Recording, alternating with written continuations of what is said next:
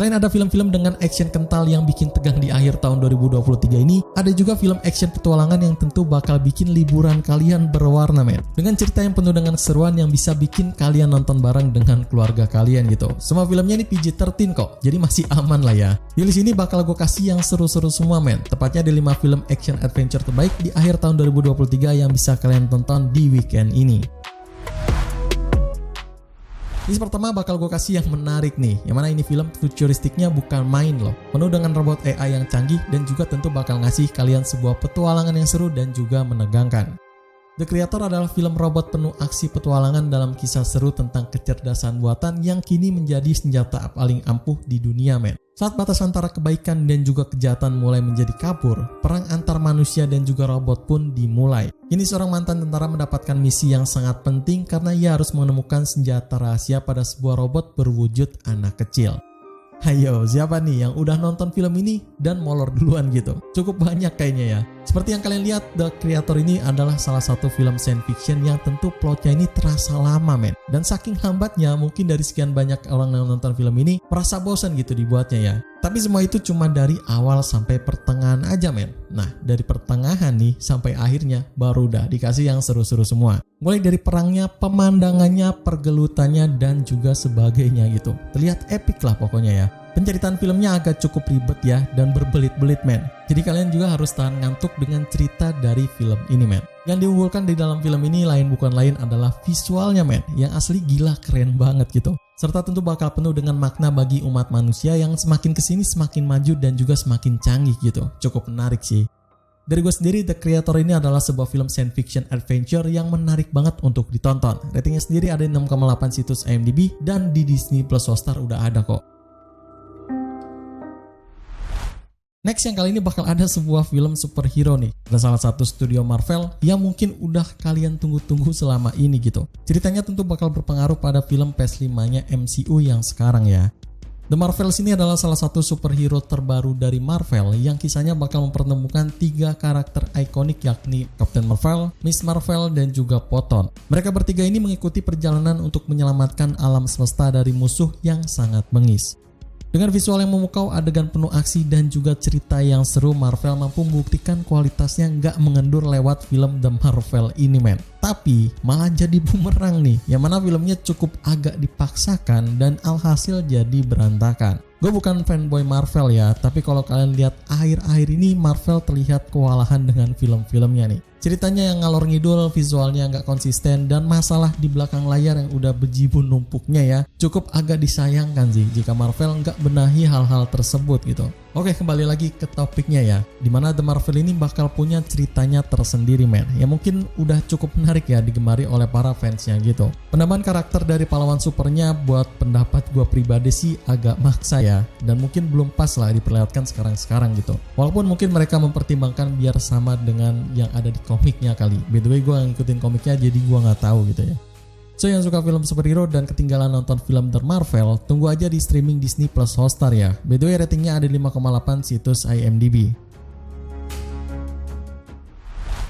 Salah satu seri paling terkenal dan paling terbaik bakal dibuatkan dengan saga prequelnya men. Dimana mungkin bakal ngasih kalian sebuah jawaban penting dimana cerita utamanya masih tergantung gitu. The Hunger Games: The Ballad of Songbirds and Snakes adalah sebuah prequel dari franchise film yang sama dari action adventure terbaik men. Yang ceritanya ini bakal berlatar di dunia pasca apokaliptik di mana Capitol dan para penduduk terkayanya bersaing dalam turnamen Hunger Games yang mematikan men. Ceritanya bakal berfokus pada seorang mantan penduduk Capitol bernama Coriolanus yang menjadi mentor bagi para penduduk distrik 12 men. Selagi ia mempersiapkan pertandingan mematikan tersebut gitu. Lantas mereka juga bersama-sama mempersiapkan pertarungan pamungkas di Hunger Games. Dari sekian banyak prequel yang beredar di film-film terkenal, mungkin The Hunger Games: The Ballad of Songbirds and Snakes ini bakal paling unggul dari segi ceritanya men. Ceritanya doang ya, dimana mereka bakal ngasih sebuah cerita paling mencekam, paling bikin penasaran dan juga paling seru untuk ditonton. Tapi yang agak kurang mungkin dalam aksinya ya, yang mana nggak seseru dari film The Hunger Games terdahulu gitu. Kalau versi terdahulunya kan mengenalkan ceritanya lewat aksi dan juga adventure-nya, tapi kalau yang ini bakal sebaliknya men, yang mana bakal banyak cerita dan minim aksi gitu. Nggak usah khawatir dengan hal tersebut, itu mah cuma hal-hal minor doang ya, nggak separah film-film lainnya kok. Kesimpulannya, The Hunger Games: The Ballad of Songbirds and Snakes ini menarik banget untuk ditonton. Ratingnya juga ada di tertingginya di situs IMDb, yaitu di 7,0. Suka sama film Star Wars? Mungkin film yang satu ini bisa jadi referensi baru untuk kalian tonton di akhir tahun ini, men. Yang mana tentu bakal ngasih kalian sebuah film perang bintang ya, yang juga epic dan juga sangat menarik gitu.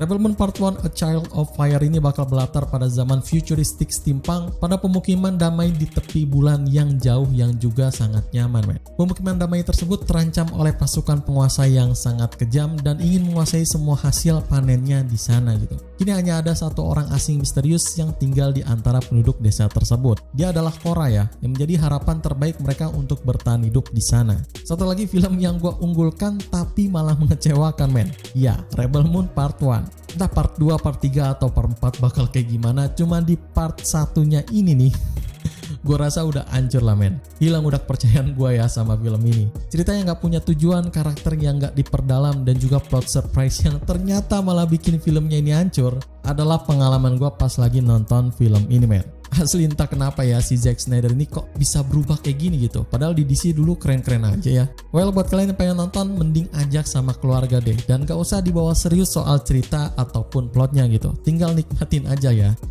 Overall, Rebel Moon Part 1 ini adalah sebuah pembuka franchise yang menjanjikan, men. Tapi sayang ratingnya cuma dapat 5,7 di situs IMDb. Dan kabar baiknya ini film ada di Netflix kok. Sequel terbaru dari DC nih, men, yang mana juga bakal saingan untuk memperebutkan film superhero terbaik di akhir tahun ini dengan Marvel gitu. Sequel kedua dari Aquaman ini bakal tertampak seru yang tentu megah gitu.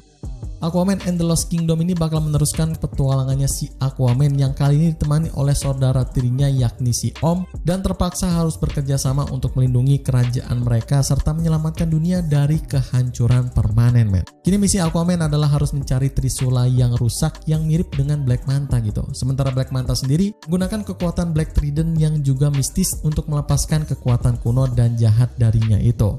Gak beda jauh dari Marvel, DC juga udah jarang banget ya memperhatikan kualitas dari filmnya gitu.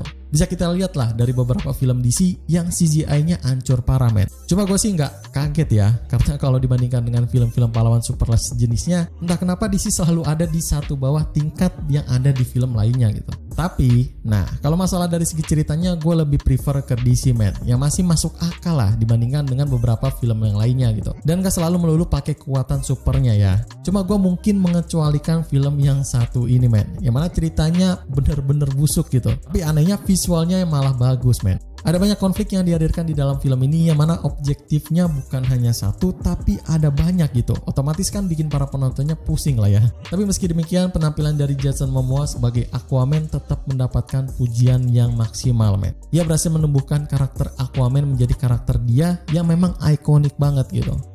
Ini film belum ada di streaming ya. Kalau ada paling masih nunggu 3 bulanan di HBO Go. Ratingnya juga ya standar lah di film superhero di 6,0 situs IMDb.